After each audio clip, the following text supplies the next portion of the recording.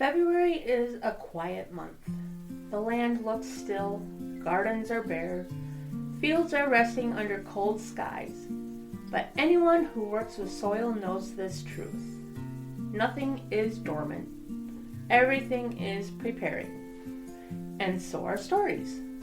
Because the history of sustainable living, homesteading, and regenerative agriculture didn't start with modern movements, it was shaped by people who had to coax life from the land under conditions of unimaginable pressure. People who carried agricultural wisdom across oceans. People who understood that soil, seed, and survival were inseparable. This episode honors Black innovators in homesteading and sustainable living, not just as historical figures, but as ancestral knowledge keepers, whose practice still shape how we grow food today. Because to tend land is never neutral. It's cultural, it's spiritual, and for many, it was an act of resistance.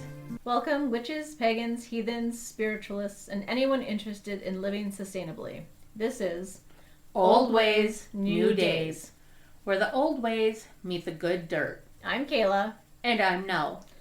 And each week, we explore the sacred art of living close to the land. From compost to covens, chickens to charms, We're reclaiming self-sufficiency, seasonal living, and ancestral wisdom. whether you're stirring your cauldron or your soup pot, This is a space for wild-hearted folk walking the homesteading path with intention, magic, and muddy boots.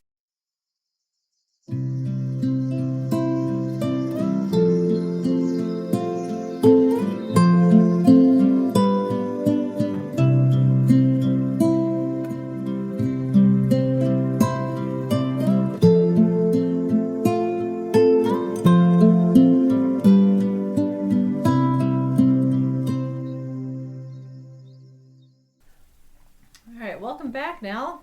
how's it going? Good. So we've got a busy February. It has been, yes. It's already halfway through. Right. All right, so I wanted to do some updates here. I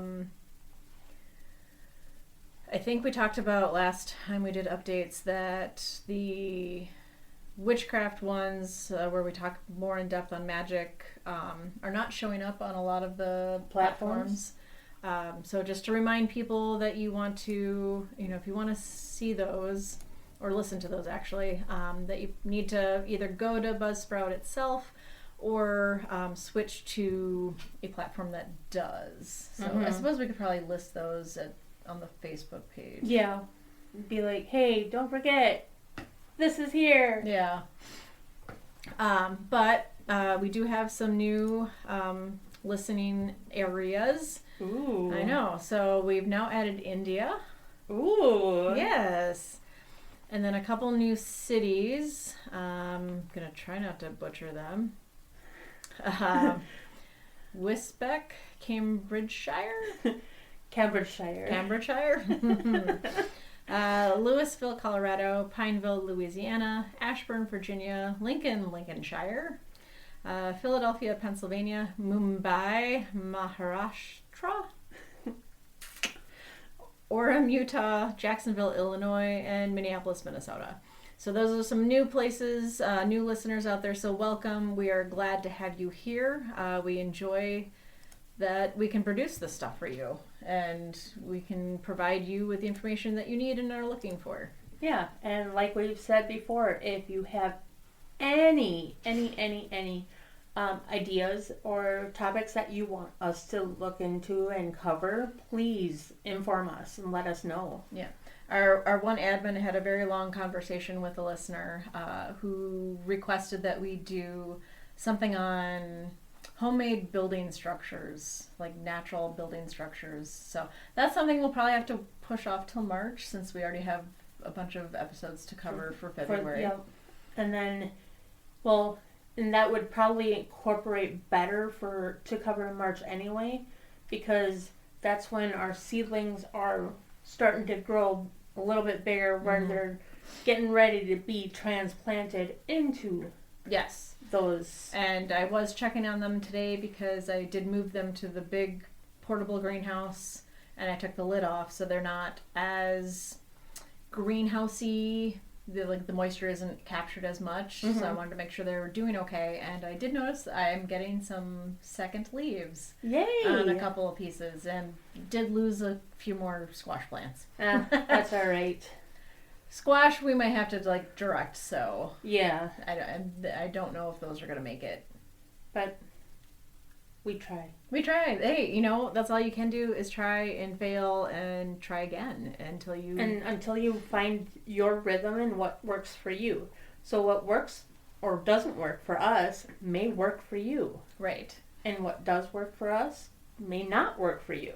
And I have been seeing a lot more reels or shorts on both YouTube and Facebook about people taking old milk jugs and repurposing them and putting them outside and doing cold stratification for seeds.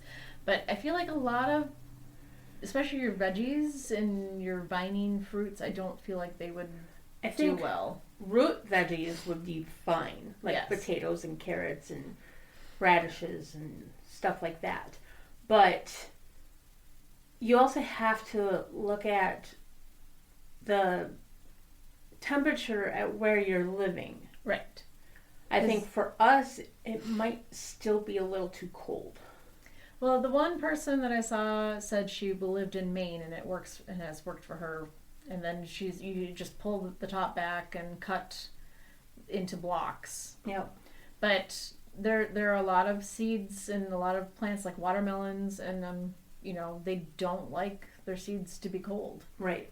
So, it's trial and error. Right. And like I said, what works for us may not work for you. What works for you may not work for us. Yes, and I know we had a brief warm spell.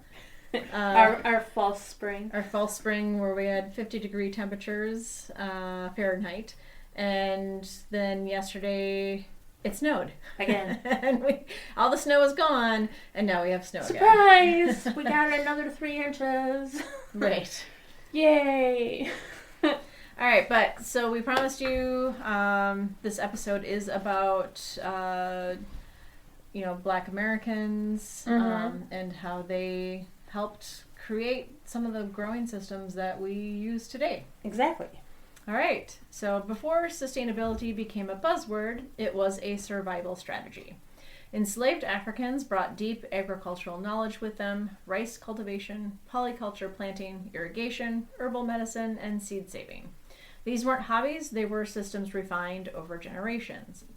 In the American South, enslaved farmers adapted this knowledge to unfamiliar climates, often feeding entire plantations while maintaining personal garden plots for survival and cultural continuity. Okra, black-eyed peas, sorghum, greens, these weren't just crops, they were identity. Homesteading wasn't aesthetic, it was autonomy.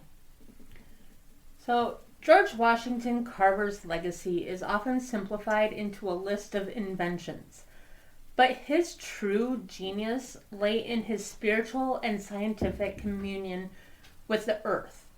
Born into the final years of American chattel slavery, Carver viewed the land not as a commodity to be exhausted, but as a sacred partner in survival. At the Tuskegee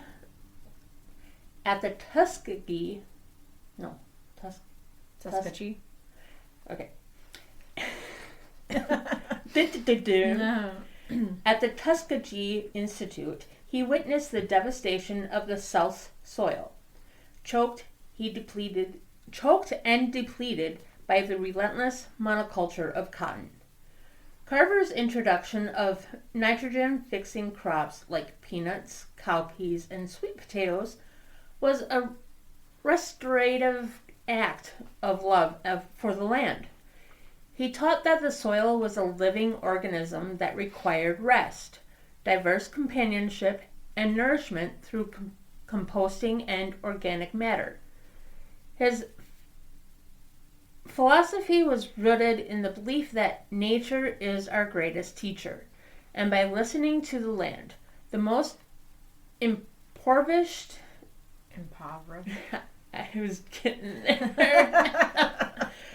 The most impoverished farmers could find everything they needed to thrive without the yoke of expensive industrial fertilizers.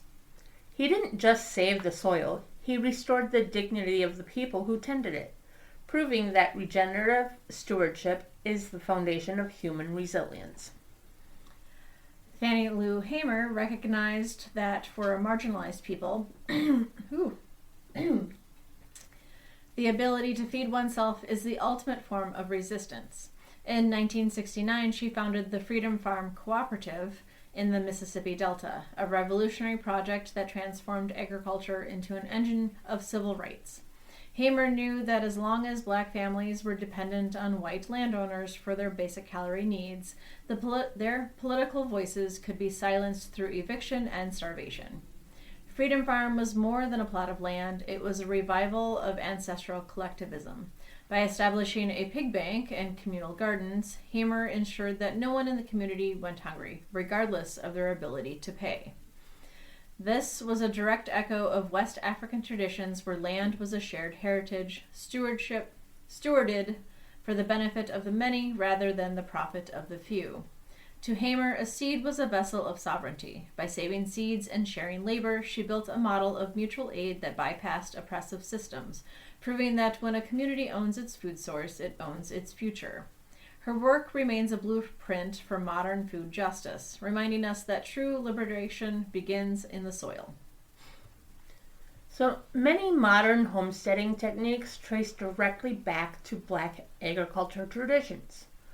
Polyculture, planting to deter pests, composting from kitchen and animal waste, nose-to-tail animal use, food preservation through drying, fermenting, and smoking, herbal medicine integrated into daily life.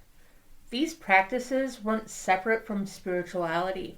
Planting and harvesting were rituals. Food preparation was medicine. Community labor strengthened bonds.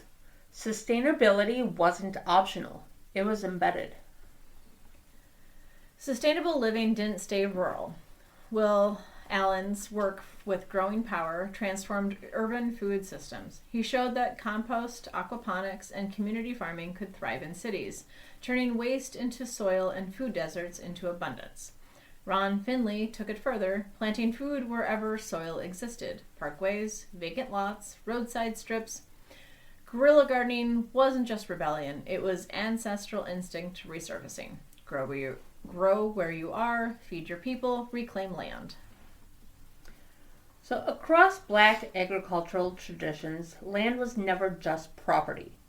Soil held ancestors. Seeds carried memory. Planting was prayer. Certain crops were grown for protection, others for healing, some for celebration. Gardening aligned with lunar cycles, seasonal shifts, and spiritual intention.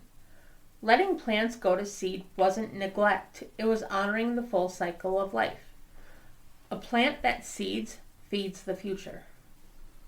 Drying herbs, saving seeds, smoking food, and storing roots. These weren't old-fashioned, they were advanced systems of survival. Spices, preserved food, and herbal remedies allowed communities to endure scarcity, winter, and displacement. Preservation wasn't about hoarding, it was about continuity. What we now call homesteading once meant keeping culture alive.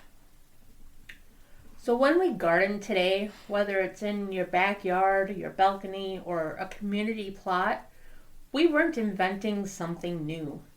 We're remembering. We're stepping into a lineage shaped by black innovators, ancestral farmers, healers, and land stewards who prove the resilience grows from the ground up. As February reminds us, history lives in the soil, and every seed you plant carries the quiet power of those who planted before you. Till next time, this has been Old Ways,